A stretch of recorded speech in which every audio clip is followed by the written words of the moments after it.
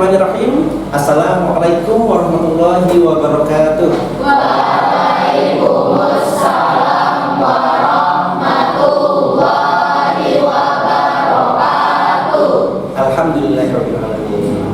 Anak-anak, gimana kabarnya siang hari ini? Alhamdulillah, luar biasa. Saya perhatikan nggak ada bangku kosong. Berarti semuanya hadir saat ini ya. Alhamdulillah. Hadir biasa kepada ketua kelas untuk memimpin berdoa bersama. Silakan. Doaan.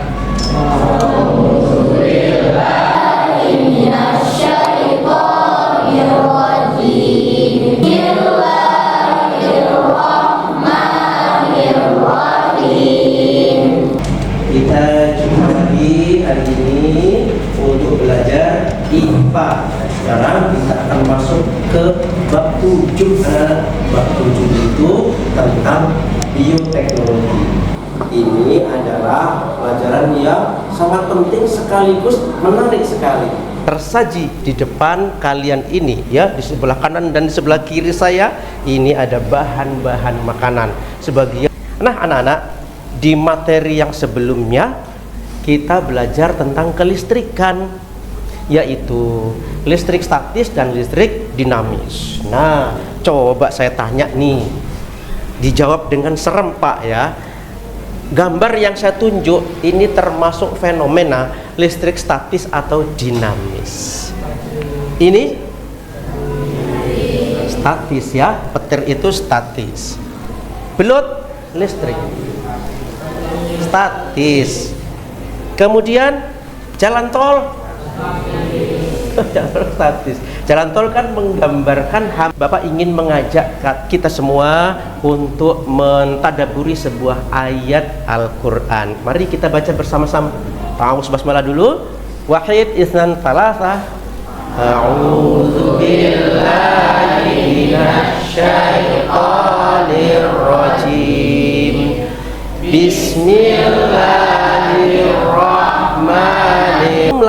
Dan makan serta minumlah, wala tusrifu, tetapi janganlah berlebihan. Makan boleh, minum boleh, tapi nggak boleh berlebihan.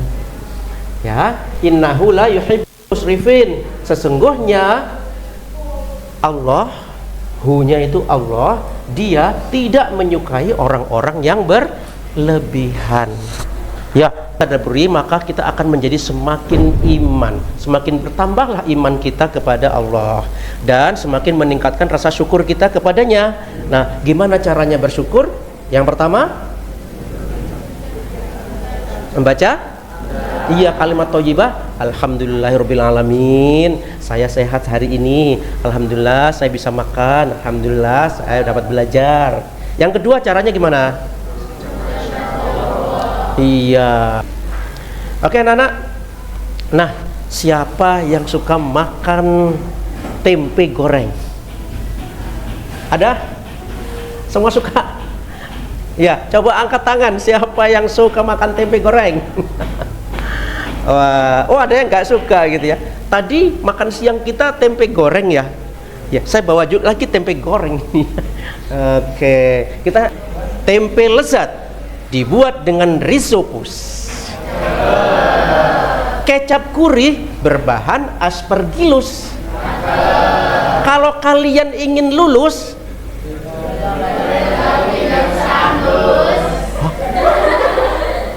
aduh, habis uang saya nanti. Semua pinjam 100. Ayo pilih yang mana yang cocok. A, B, C, D. Sikap kita akan menjadi lebih bersyukur, disiplin, tanggung jawab, dan kalian jadi semakin mampu bekerja sama atau gotong royong. Dari sisi pengetahuan ya, kalian akan menguasai konsep dan penerapan bioteknologi yang konvensional. Hari ini konvensional, dan keterampilannya adalah melakukan pengamatan dan eksperimen. Kita akan belajar dengan model discovery learning. Kemudian manfaatnya adalah kita bisa mengerti konsep bioteknologi dan bisa menerapkannya dalam kehidupan kita sehari-hari. Anak-anak, kita pretest dulu sekarang ya. Silakan siapkan HP-nya, mengerjakannya pelan-pelan saja.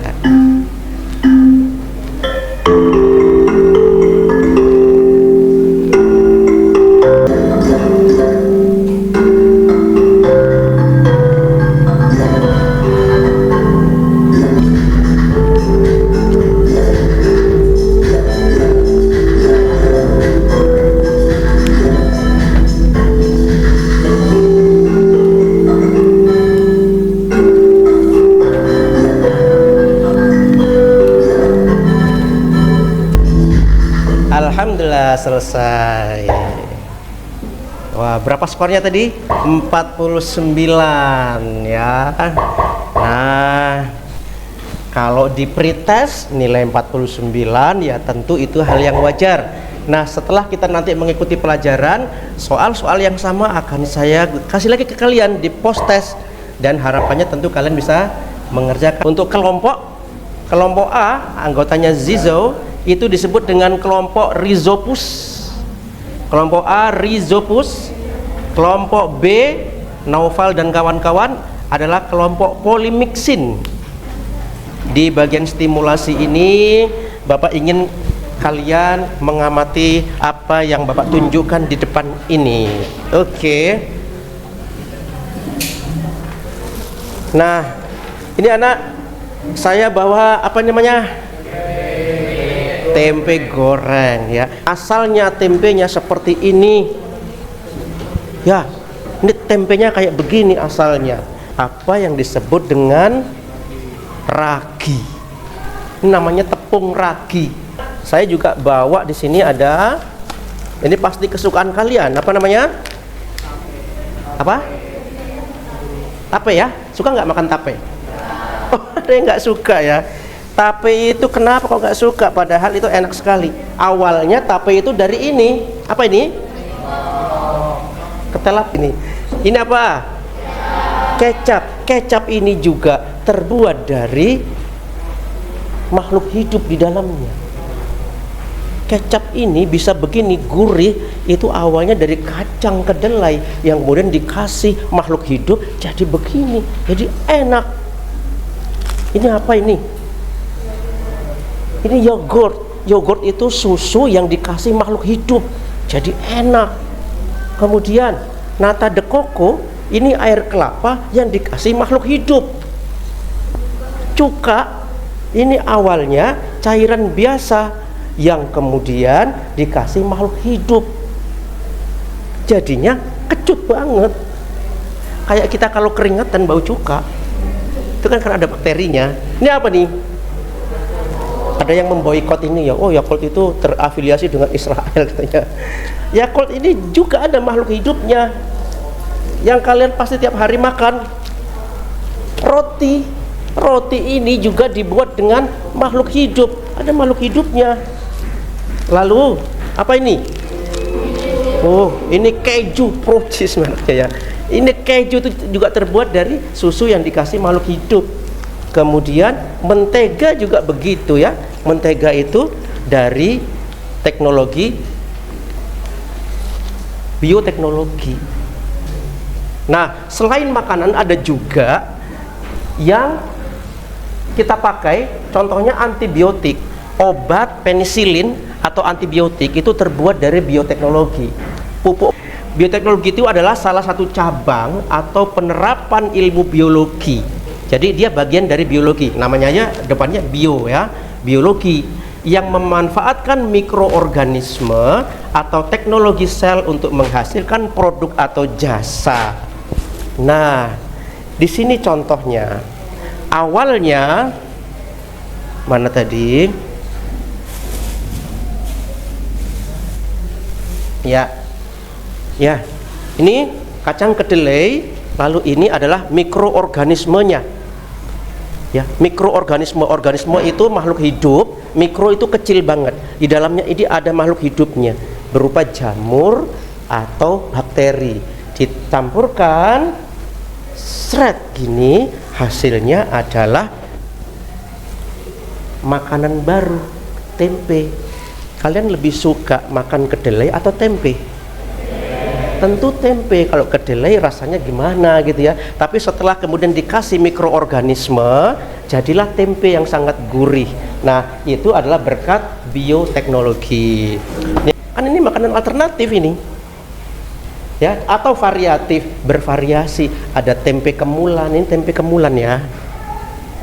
Ada tempe keripik, ada tempe-tempe yang lain untuk memenuhi kebutuhan gizi manusia. Kalau sudah jadi tempe lebih bergizi, gizinya lebih tinggi daripada hanya kadang kedelai. Kemudian manfaat bioteknologi juga untuk mengatasi kekurangan pangan. Ya, kalau sudah jadi begini, jadi semakin kenyang kita dan semakin banyak produksinya. Jadi menghindari dari kekurangan makanan. Lalu menghasilkan pangan yang lebih berkualitas dan banyak.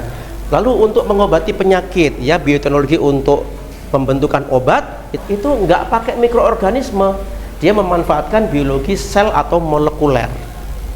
Kalau Betekon sederhana, pakai alat yang sederhana, pakai daun udah beres, pakai plastik udah jadi, pakai gayung udah bisa jadi. Tapi kalau Betemod itu pakai alat yang canggih. Ya, hasil dari Betekon itu kadang nggak steril, makanya kadang ada yang keracunan. Ya, makanan-makanan itu. Tapi kalau Betemod itu sudah steril. Lalu kalau Betekon produksi skalanya kecil, industrinya rumah tangga. Tapi kalau Betemod modern itu skalanya besar karena dibuat oleh pabrik. Biaya produksinya murah kalau untuk konvensional, cukup beli ragi dan beli kedelai jadilah tempe. Tapi kalau di Betemod produksinya mahal anak-anak karena alat-alatnya aja canggih ya. Kemudian kalau konvensional kebanyakan dengan proses fermentasi, jangan keliru fermentasi. Kalau modern itu nggak pakai fermentasi. Apa itu fermentasi? Nanti kita bahas. Itu ya, paham ya bedanya ya. Jadi kalau bikin tape dari singkong ini termasuk konvensional atau modern? Konvensional. Ya. Oke, sampai di sini apakah ada yang ingin bertanya? Oke, ya silakan Zizo. Kenapa? Tahu ya? Iya, tahu. Tahu itu termasuk bioteknologi konvensional atau bukan? Suka makan tahu? Kadang-kadang kalau makan kita makan tahu ya. Pasangannya apa? Tempe tahu. Kalau tempe sudah pasti pakai ragi membuatnya. Tapi kalau tahu, kalau kalian nggak tahu berarti tempe. Iya. Kalau tahu itu nggak pakai, tahu itu nggak pakai proses fermentasi. Jelas ya? Oke, untuk yang bertanya kasih apresiasi dong. Oke, ada yang bertanya lagi? Sampai di sini? Identifikasi masalah. Ya. Setiap ada produk diciptakan pasti ada masalah yang mengiringi. Contoh ya, ini masalah yang terkait dengan Betekon. Nah, dan kalian boleh membuat atau mencari masalah yang berbeda. Contoh terkait dengan makanan. Ada banyak sekali kasus orang keracunan tempe busuk. Nah, kita mulai pada bagian stimulasi lebih dahulu. Nomor satu, yang satu silakan diisi buat perbandingan antara bioteknologi konvensional dan bioteknologi modern. Ya, kalian sebutkan satu saja perbedaan antara Betekon dan Betemod. Ya, satu saja. Tapi ada 6. Ya. Nah, kalian satu saja.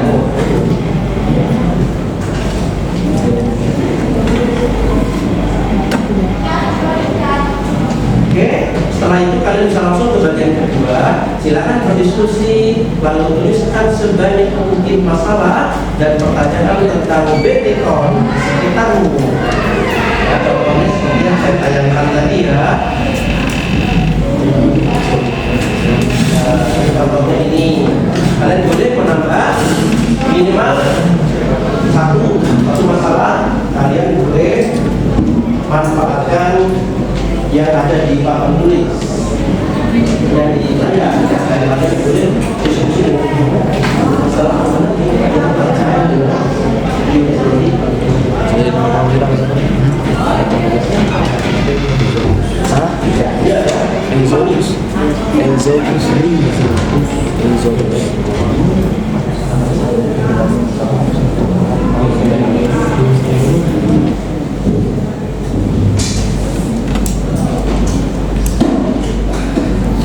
Nah, silakan berdiskusi dengan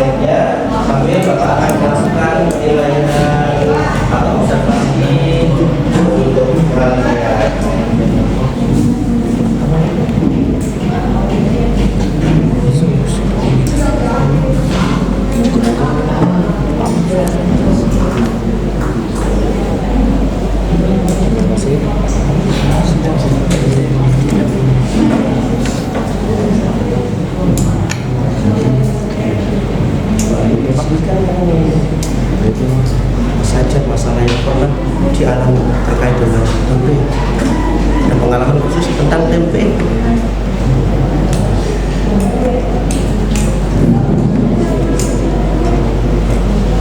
Minimal salah satu dari itu. Terus kita harus sepakat ya, satu kelompok harus sepakat.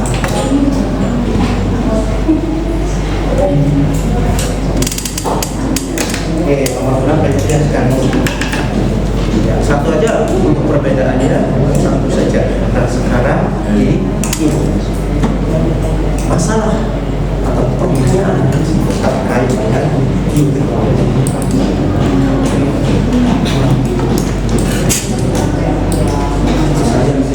apakah susu dihasilkan dengan biologi? Mengapa kalau kita makan susu sering makan susu yang bisa sehat atau seperti yang kelompok Rhizopus? Ini adalah gambar tempe busuk. Bahaya kalau makan seperti ini. Kemudian untuk yang kelompok Polymyxin, antibiotik. Setiap orang datang ke dokter, rasa kita ke dokter, hampir selalu tuh dikasih antibiotik, macam-macam antibiotiknya. Kemarin saya ngantar anak saya ke dokter, dikasih antibiotik. Satu antibiotik itu harganya 30.000. Satu butir ini 30.000, dikasih 20, saya harus bayar 600.000. Luar biasa itu dokter ya, kasih antibiotik harus habis karena mana ini. Kemudian pertanyaan kelompok apa namanya ini? Rhizobio. Bukan kompos di sekolah. Oke ya, kita sudah pernah bikin kompos tapi udah aktif atau sudah enggak lagi sekarang ya. Jadi kita akan coba nanti banyak sampah organik di sekolah kita tapi tidak termanfaatkan. Kemudian kelompok Metalobacterium. Ini ada gambar orang masak ketika enggak. Jadi ada ada ini kompornya nyala. Bahan bakarnya apa? Sampah. Bisa gitu ya. Nah kemudian lingkungan Santo Monas, lihat kondisi pantai dalam Balikpapan saat ini ya, ombaknya aja tertahan oleh ini kental sekali airnya. Jadi manusia banyak ikan. Oke ya. Nah sekarang kita masuk ke tahap yang ketiga anak, yaitu pengumpulan data dan informasi. Silahkan kalian berkelompok berbagi tugas, bersama-sama bekerja sama kolaborasi untuk mencari di Google boleh, atau tanya ke Mas GPT atau Chat GPT, atau lihat di buku, atau buka e-modul yang sudah dibagikan di Telegram ya, sesuai dengan kasusnya atau masalahnya masing-masing tadi. Silakan diisi ya, dikumpulkan sebanyak-banyaknya untuk mencari tahu apa kejadiannya, siapa yang terlihat, di mana terjadinya, kapan kejadiannya, mengapa itu bisa terjadi, bagaimana kronologinya, dan apa masalah serta solusinya. Masalah dan solusinya apa? Kelompok Polymyxin itu cari jawaban tentang mengapa kalau orang sakit itu dikasih antibiotik oleh Pak Dokter. Dan yang kelompok Rhizopus itu mencari informasi tentang tempe busuk. Ya, dimakan? Boleh.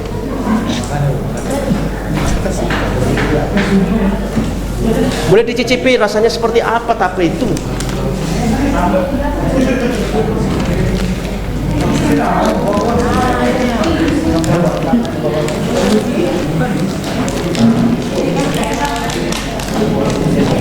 Tetap dilanjutkan untuk pengamatannya ya. Durian ya. Ya, silakan angkat tangannya kalau iya. Oke, silakan.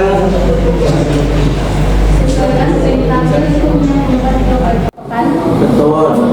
Pertanyaan pertama, kenapa bisa terjadinya minyak tumpah ini? Karena yang pertama, ini disebabkan sama PT yang lumayan besar. Perusahaan terminal. Iya, yang lumayan besar. Dan pertanyaan kedua, apa sih dampak yang terjadi dengan karena adanya tumpahan ini di orang-orang sekitar, itu dampaknya apa? Iya. bagus dan kritis sekali ya. Coba tepuk tangan dulu.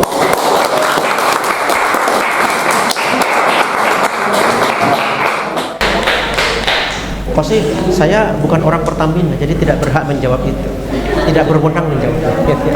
Tapi begini, Pertamina itu kan punya standar yang sangat tinggi dalam keamanan.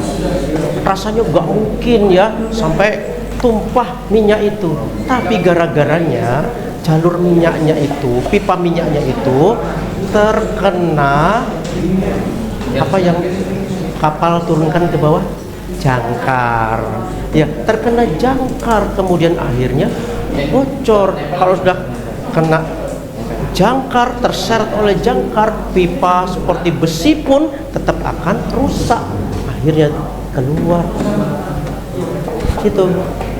Nah, kalau misalnya coba ada air dan minyak tercampur gitu ya, kamu mencampur air dan minyak, itu minyaknya di atas air atau di bawah air? Di atas. Kemudian akhirnya minyaknya itu naik ke permukaan, terdorong ombak, akhirnya ke pantai. Nah, kalau laut seluas itu, teluk seluas itu tertutupi oleh lapisan minyak, maka ikan-ikan tidak akan dapat oksigen, ikan-ikan jadi mati. Lalu akhirnya merusak kawasan bibir pantai. Di situ wisatawan jadi nggak jadi mau main di pinggir pantai ya, airnya lengket gitu, hitam itu ya. Belum lagi para nelayan, kasihan nelayan gitu ya. Itu dampaknya seperti itu. Oke ya, ya. Terima kasih Kosika atas pertanyaan kritisnya. Silakan kalau ada yang bertanya lagi.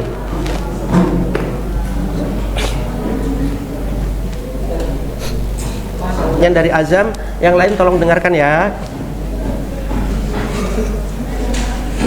Bisa nggak Ustaz, sampah-sampah organik di sekolah kita itu kayak makan sampah sisa makanan sama sampah daun-daun yang biasa diambil Pak Yusuf itu dimanfaatkan menjadi pupuk kompos? Kamu setiap hari ngamati ya.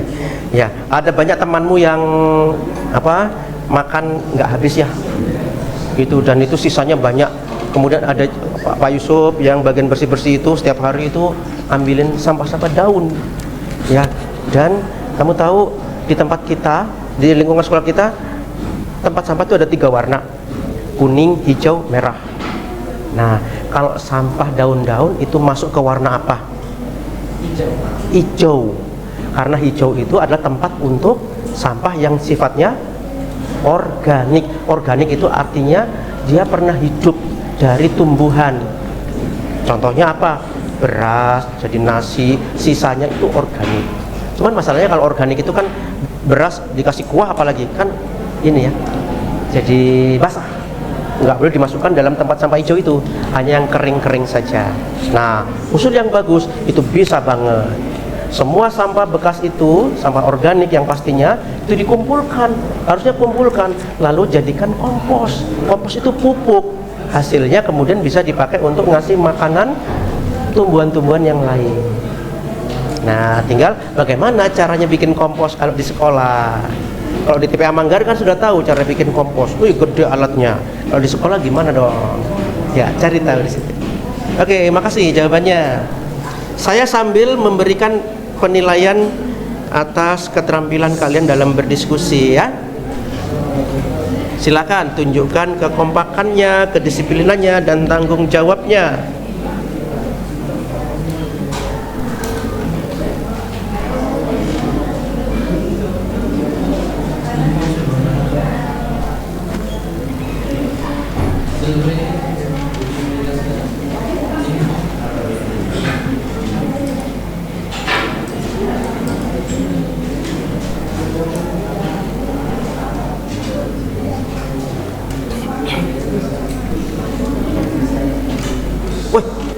Habis ya tapenya.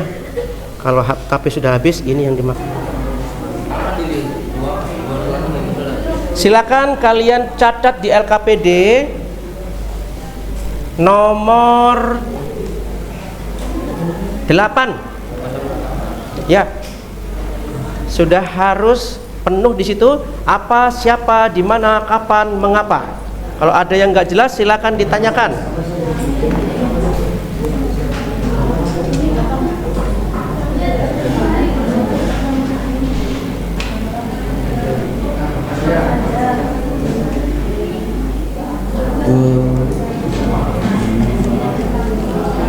Dan kemudian silakan kalian siapkan laptopnya, salah satu laptop disiapkan untuk memodel, ya kan?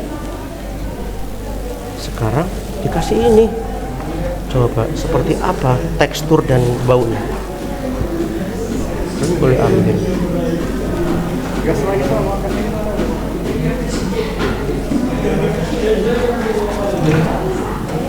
Jadi di dalam ini, ya, tepung ini ada jamurnya. Ini makhluk hidup nih.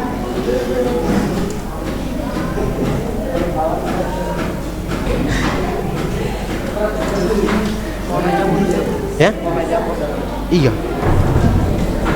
Jamur kalau tumbuh dia menumbuhkan spora. Coba rasakan teksturnya, kacang kedelai dan tekstur tepung raginya.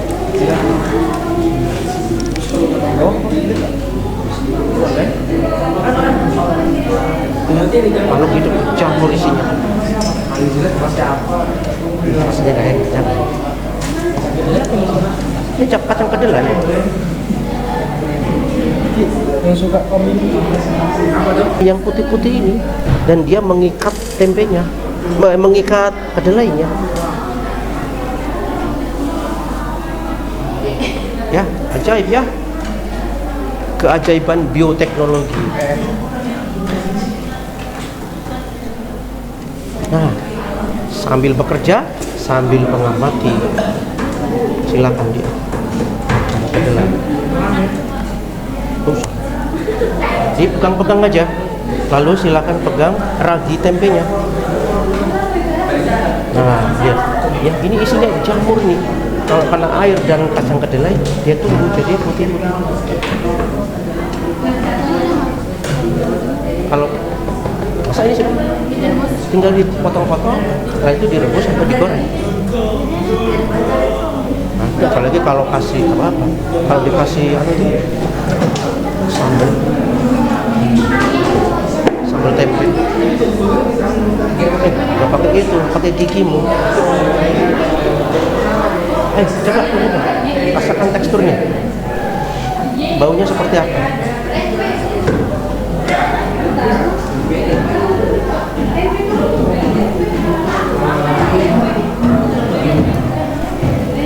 Bau ragi. Dia jadi empuk gitu ya, lunak ya, padahal aslinya keras. Oke, sudah tahu rasanya? Ya, rasanya. Teksturnya kayak apa? Nah, sambil bekerja kalian boleh mengamati ini. Tempe. Ya Allah. Dikerikitin. Nih, awalnya kayak begitu yang kamu makan barusan. Awalnya keras begini. Jangan kau geragas, nanti habis nih. Dikira pilus. Ini silakan coba rasakan teksturnya. Bukan garam, itu raginya namanya. Di dalamnya ada jamurnya. Kalau kena air, kena kedelai, jadinya begitu.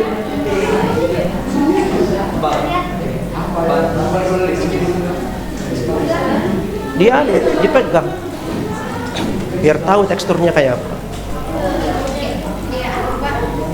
Kayak apa? Pasir ya.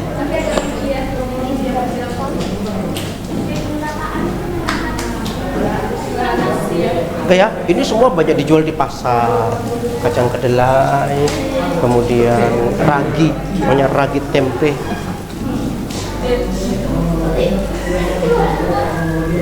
Oke, silakan kalau ada pertanyaan. Ya. Bagaimana kronologi pembuatan kompos dari sisa makanan dan sampah daun? Nah, itu maksudnya kamu kronologi terciptanya sampah atau kronologinya terbentuknya kompos, pembuatan kompos. Pembuatan komposnya ya. Nah, nanti kamu konfirmasikan, verifikasi dengan apa yang dijawab oleh ChatGPT. Kasih tugas ChatGPT, Mas GPT, gimana caranya bikin kompos? Nah, gitu ya. Nah, langkah pertama, mikroorganisme bakteri. Bakterinya ditaburkan ke sini. Nah, bakteri ini nanti akan makan sampah-sampah ini.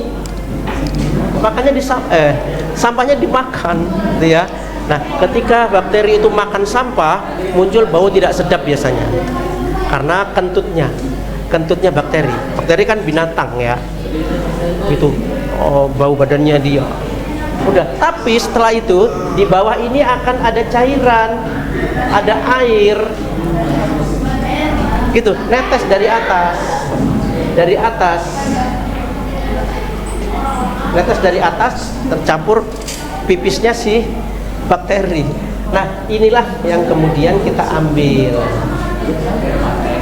Ini jadi kompos yang kemudian ditaruh di tanah, lalu diaduk-aduk.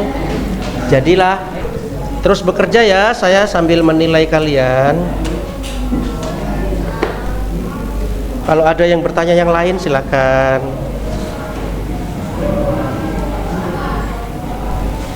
Ini kacang kedelainya keras, dicuci, direndam air, kemudian ditaburi atau diaduk dengan apa tadi namanya nih? Ragi tempe. Itu haram. Ya. Apa tadi? Singkong ya. Singkong yang kalian pegang tadi. Singkong ini mengandung karbohidrat. Perhatikan semuanya, karbohidrat. Ini manis rasanya. Seperti beras. Beras itu kan manis. Nah, ini kalau kemudian dikasih mikroorganisme, lama-lama jadi tape yang kalian makan. Ya, makanya rasanya kecut banget. Ya, kalau pakai cuka itu dikit saja. Yang keempat adalah depannya J, ya depannya J ini berarti jamur. Ini jamur. Yang depannya B berarti bakteri. Ini ada keterangannya sini. J jamur atau ragi, B-nya bakteri. Tempe rhizopus. Disingkat temperizo. Nah, ini contoh pembentukan tempe tadi ya. Ini kedelai, raginya lalu jadi begini. Kalau diperbesar, ini sporanya seran, lalu dipotong-potong kecil-kecil. Bakterinya Acetobacter silinium, dari air kelapa dikasih bakteri itu. Jadi seperti itu.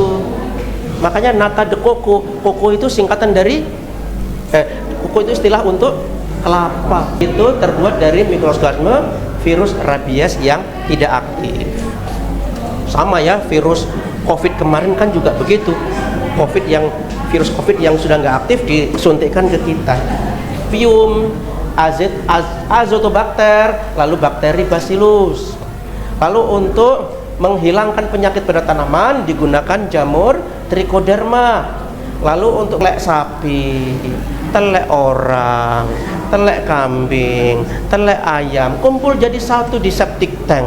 Kemudian dituang metanobacterium. Ya. Kemudian Monas campestris disingkat santo minyak. Ya, singkatanmu santo minyak. Santomonas campestris.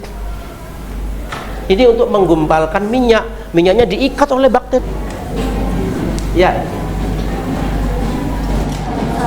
Untuk nada demoko kan terbuat dari bakteri. Kalau misalnya nada demoko itu terbuat dari jamur.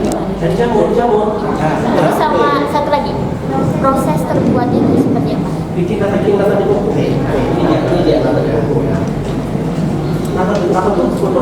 Dari bakteri atau mikroorganisme bukan, tapi dia itu terbuat dari bahan utamanya air kelapa.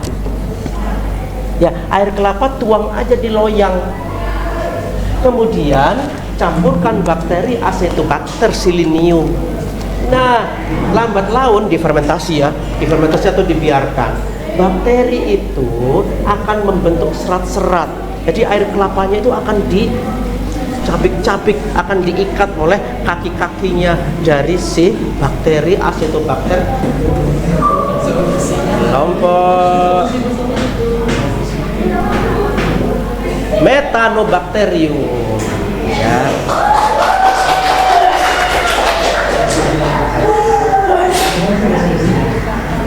Ya, silakan bersiap-siap. Laptopnya dibawa ke depan. Selanjutnya langsung yang kedua. Kesempatan berikutnya untuk kelompok Rhizobium. Oke.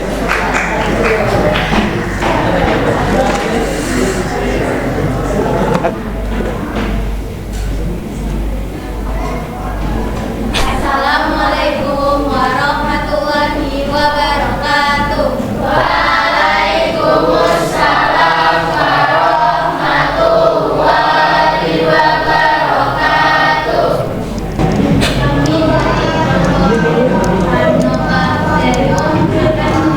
Tentang mengapa warga sekitar TPAS bangga memasak budaya Jepang. Apa yang kejadiannya? Warga TPAS mencari cara alternatif untuk memanfaatkan sumber daya yang mereka temukan seperti mana dari Jepang.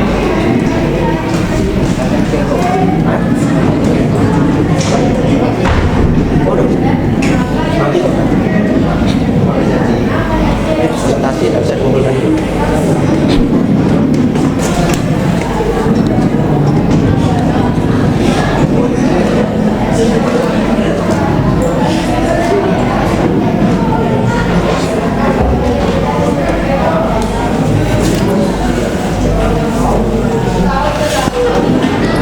Kan ada yang akan menanggapi? Oh ya, silakan.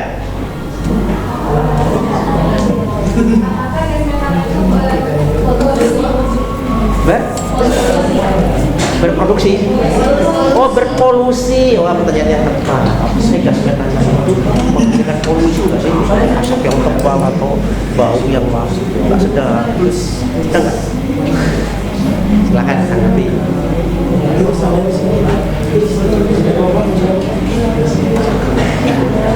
Ya, oke, silakan kamu dijawab.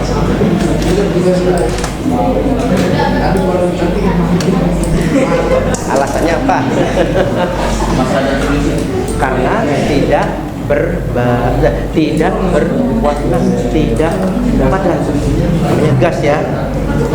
Beda dengan asap jelaga Pertamina itu kan polusi itu ya. Pabrik-pabrik dari cerobong asapnya hitam. Tapi kalau gas metana tidak. Polusinya hanya satu, yaitu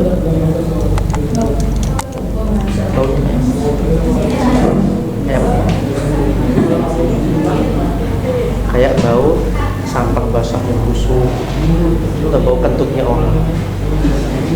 Orang kalau kentut itu kan mengandung gas metana, makanya bisa terbakar. Orang kentut kalau di luar negeri orang kentut dikasih korek terbakar ya, karena mengandung gas metana yang sudah terbakar. Oke ya, gitu ya jawabannya, tanggapan dari pertanyaanmu. Ya. Oke, pesannya cukup ya, kasih kesempatan yang lain. Silakan. Tadi udah salah. Oke, terima kasih, tepuk tangan. Oke.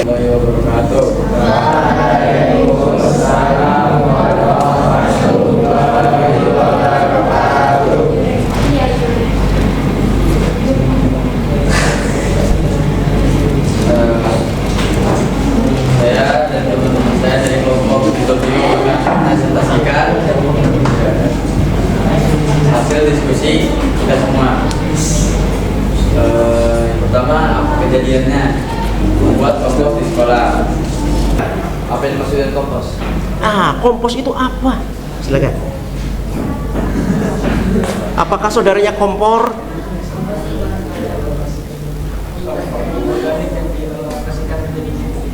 Ya, coba sampaikan ke temanmu yang bertanya. Soalnya lebih kerasnya, lebih keras suaranya ya. Sampah organik yang dialokasikan menjadi sebuah pupuk. Oke. Jadi sampah kompos itu sebenarnya adalah pupuk, tapi hasilnya dari sampah organik. Sampah organik jadi pupuk gitu ya ceritanya ya. Ada lagi?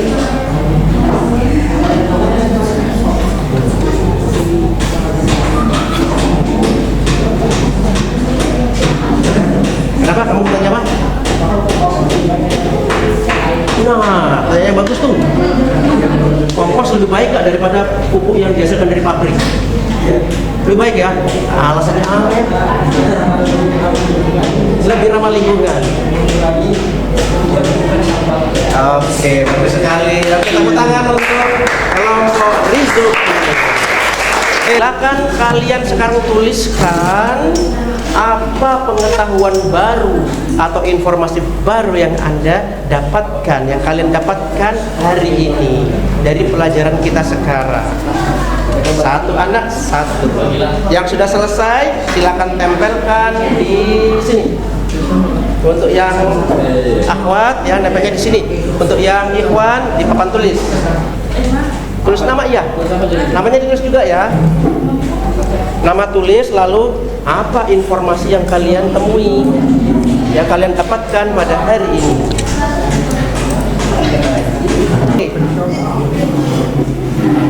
Jadi apa hal baru yang kalian dapatkan hari ini? Pengetahuan baru kalian apa?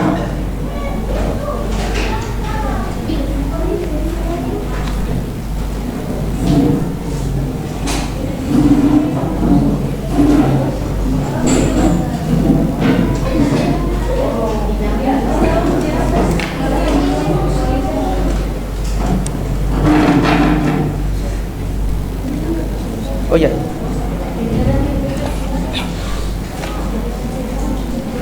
Silakan yang sudah kalian, dan semoga apa yang sudah kita pelajari ini bisa bermanfaat. Ya, kalian bisa lebih mengerti ya tentang bioteknologi dan materi-materi yang lainnya. Nah, tapi tentu ada harapan saya ke depannya ya, kalian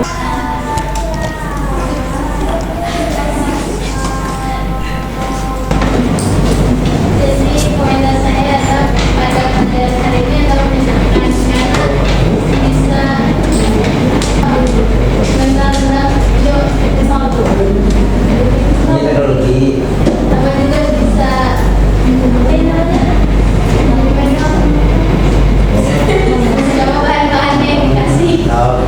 Saya mengajar hari ini sangat seru, terutama dengan alat-alatnya yang lengkap dan kemampuan seperti ini. Terutama dengan partnernya yang dijual. Iya, baik. Ya. Terima kasih, ada tepuk tangan untuk Naufa. Oke ya. Nah, untuk LKPD-nya, LKS-nya itu silakan dibawa pulang dan dilengkapi. Bagian yang masih kosong dilengkapi. Pada pertemuan berikutnya nanti dikumpulkan. Oke? Nah, 793136.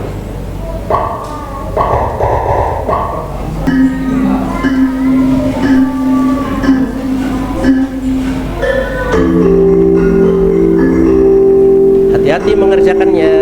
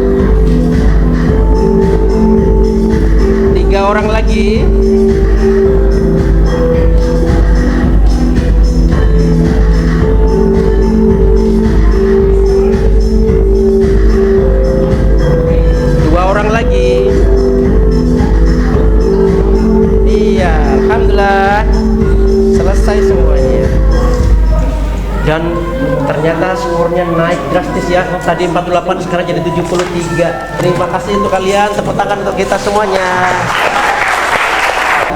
Di rumah kalian itu produk bioteknologi konvensional apa saja yang ada, terutama di dapur itu ya.